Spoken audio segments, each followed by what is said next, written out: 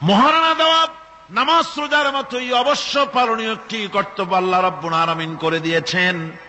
কোন স্বামী যদি মহারণা ধার্য করার পর যদি আদায় না করেন, স্ত্রী যদি স্বেচ্ছায় মহারণার টাকা মাফ না করে দেয়, তাহলে কিয়ামতের দিন ওই স্বামীকে আল্লাহর দরবারে জিনাকারের কাতারে দাঁড়াতে হবে। জিনাকারের কাতারে দাঁড়াতে হবে স্বামীকে। এই মহারণা আদায় করে দিতে হবে স্ত্রীকে। স্ত্রী যদি সেই মহারণার টাকা দিয়া ব্যবসা করে কোটিপতিও হয়, তারপরেও ওই স্ত্রীর ভরণ পোষণ, সুখ দুঃখ, চিকিৎসা সবকিছুর দায় দায়িত্ব কার উপরে? স্বামীর উপরে। দেখুন, ইসলাম নারীকে ঠকাইলো না জিতাইলো?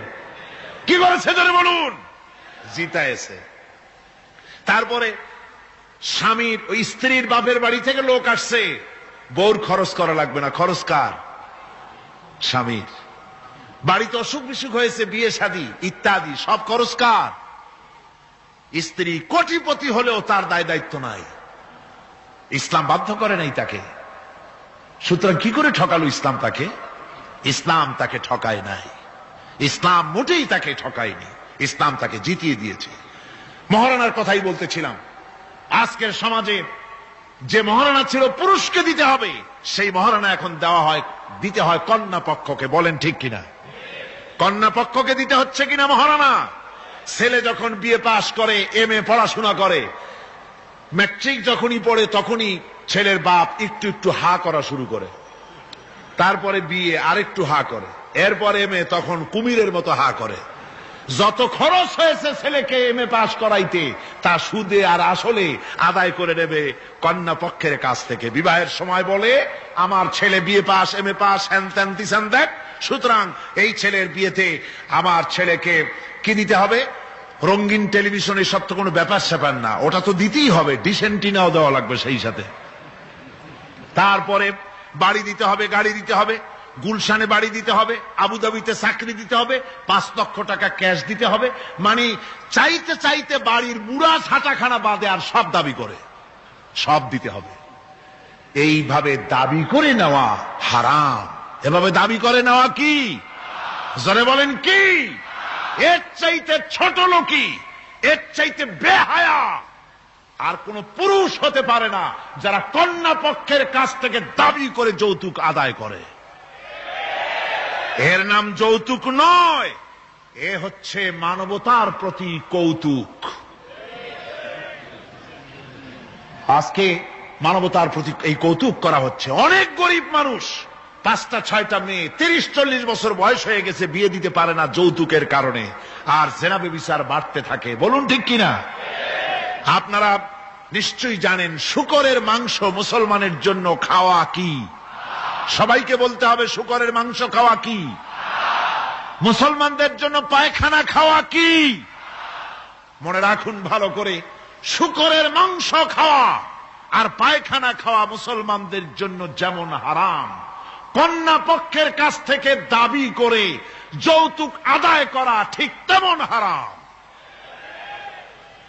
আমি আজকের এই বিশাল জনতাকে জিজ্ঞেস করি, আপনারা যারা সন্তানের পিতা আছেন, ছেলের বাপ, এই মাহফিলে যারা আছেন, কন্যা পক্ষের কাছ থেকে যৌতুক নামক শূকরের মাংস আর পায়খানা খাবেন না, রাজি আছেন? কারা কারা রাজি? 2 হাত উঁচু করে দেখান। হাত উঁচু করে রাখেন, হাত উঁচু করে রাখেন। আলহামদুলিল্লাহ। হাত নামান, হাত নামান, হাত নামান। অনেক ছোট ছোট ছেলেরাও হাত তুলেছে। আমি বলছিলাম যে ছেলের পিতারা হাত তুলবে, কিন্তু তুলছে বাচ্চারাও, অসুবিধা নাই। লক্ষ পিতা ঘুমিয়ে আছে সব শিশুদের অন্তরে, ওরাও বাপ হবে একদিন। আজকের ওয়াদা, যখন তারা ছেলের বাপ হবে, আল্লাহ তখন যেন তাদের স্মরণ করিয়ে দেন। জোরে কোন আমিন, আরো জোরে বলেন আমিন। সমাজ থেকে এই যৌতুক নামক অভিশাপকে নির্মূল করতে হবে, তাহলেই নারীর অধিকার প্রতিষ্ঠিত হবে।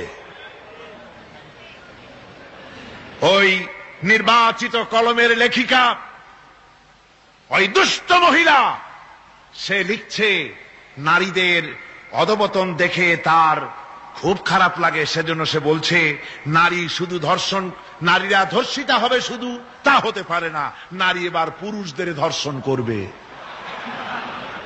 লিখেছে লিখেছে, আমি মোটেই বানিয়ে কথা বলছি না। পুরুষকে ধর্ষণ করবে, পুরুষকে কুড়ে কুড়ে খেতে হবে। পরে আমি খবর নিলাম যে পুরুষের উপরে এই মহিলা এত খেপা কেন। আমি খবর পেলাম 8টা-10টা স্বামীর থেকে সে বিদায় হয়েছে। আল্লাহর লানত! এই মেয়ে লোকটি লেখে আর পত্রিকাগুলি তা ছাপে, জঘন্য যে সব পত্রিকায় সব ওই লেখিকার লেখা ছাপা হয়, ওই পত্রিকা পড়া তো দূরের কথা, মুসলমানদের ওই পত্রিকা দিয়া কুলুক নেওয়া জায়েজ নাই।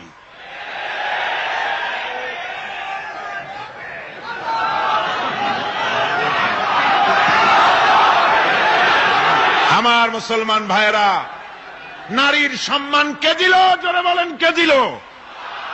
ইসলাম দিয়েছে, বিশ্ব নবী দিয়েছে নারীর মর্যাদা, নারীকে প্রতিষ্ঠিত করেছে, সম্মান দিয়েছে। বধূ হিসাবে নারীর মর্যাদা দিলেন আল্লাহর নবী। তালাক দেওয়ার অধিকার শুধু পুরুষকে দেওয়া হয় নাই। যদি মনে করেন ভুল করবেন, বিবাহ করেছেন বলে কথায় কথায় তালাক দিবেন, জায়েজ নাই। আল্লাহর নবী বলেছেন আল্লাহর কাছে 2টা হালাল হলো, জঘন্যতম নিকৃষ্টতম হালাল। একটা হচ্ছে ভিক্ষাবৃত্তি আর একটা হচ্ছে তালাক। জঘন্য হালাল, কথায় কথায় তালাক দেওয়া যাবে না। আল্লাহ পাক বলছেন, এই কোরআনে আছে, আল্লাহ পাক বলছেন তোমরা পরস্পরের অনুগ্রহ ভুলে যেও না। অর্থাৎ এর ভাবার্থ হচ্ছে কোন ব্যাপারে স্ত্রীর উপরে যদি অসন্তুষ্ট হও, চূড়ান্ত সিদ্ধান্ত নিও না। স্ত্রীর আজকের একটা ব্যবহারে তোমার মন খারাপ হয়েছে, চূড়ান্ত সিদ্ধান্ত নিও না। এই স্ত্রীর অনেক অবদান তোমার উপরে আছে, সেই সব ভালো কথাগুলি স্মরণ করে আজকের এই জিনিসটাকে ভুলে যাও। সুবহানাল্লাহ বিহামদিহি। ইসলাম চায় স্বামী স্ত্রীর পারস্পরিক মোহব্বত চায়, ভালোবাসা চায়।